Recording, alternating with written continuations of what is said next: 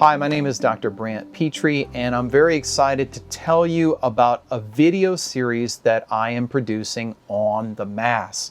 In this series of videos, we're going to look at the words, the actions, the ceremonies, the signs, and symbols of the Roman Catholic Mass, and we're going to ask three key questions about each of the parts of the Mass. Number one, where do the signs and actions of the Mass come from in sacred Scripture?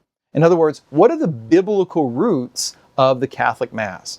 In answering this question, we're going to go back not just to the New Testament. If you know me, we're going to go to the Old Testament, and we're going to look at the Jewish roots of Catholic liturgy, the Jewish roots of Catholic worship. Second, we're not just going to stop with the Bible. We are also going to ask, where is the Mass from? Where do the parts of the Mass and the signs and ceremonies of the Mass, where do they come from in tradition? And in particular, where do they come from in the tradition of the Roman liturgy, of the Roman Church?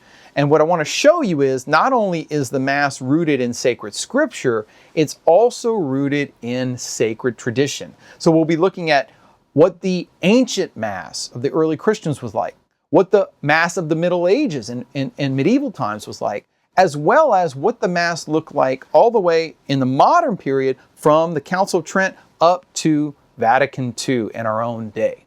And what we're going to see is the roots of the Mass in Scripture and tradition, and how when we bring those together, a third thing will be the mystery of the Mass, or what is known as mystagogy, leading us beyond the visible signs and symbols, the words and rites, to the invisible mystery of what's happening every time we gather to celebrate the Eucharist, the source and the summit of the Christian life. And what I hope you'll see is that when we look at the scriptural and traditional roots of the Mass, it's going to help us to see that the Mass is actually very mystical, that there are invisible realities that we can't see unless we understand the meanings of the words and the actions, the rites and the ceremonies of the Catholic Mass, that actually will lead us into the heavenly mystery that we participate in every single time we come to the Mass and pray the Mass. Now, that's the basic overview.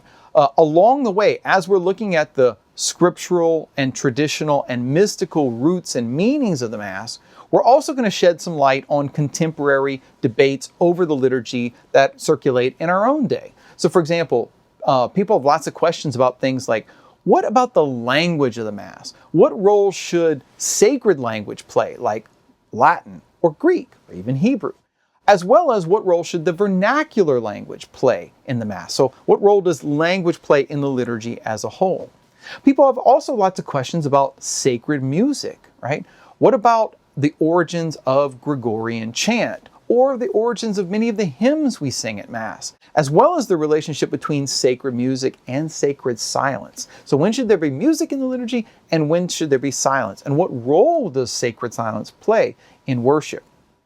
Another topic we're going to get into is the ceremonies of the rites, in particular the gestures and the postures of prayer, as well as the orientation of the church and the priest in praying the liturgy.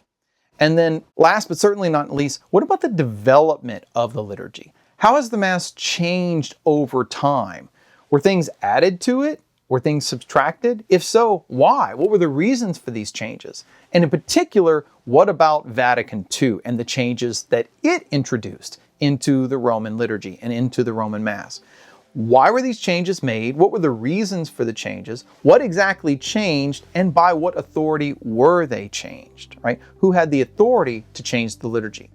And in particular, as we're looking at that, we're going to look at the role of the popes in the development of the liturgy, not just in the 20th century, but in the early centuries of the church all the way through the Middle Ages. And one of the things we're going to see is that the popes have played a very significant role in the development of the Roman liturgy in particular, and of the Mass of the ages. Ultimately, my goal here is to engage in what the church refers to as mystagogy. Mystagogy is an ancient word that means to lead into the mysteries, so that by studying the biblical and traditional roots of the Roman Catholic liturgy, we will go beyond the visible to the invisible, beyond the sign to the thing signified, from the sacraments of the Mass to the mysteries of the liturgy.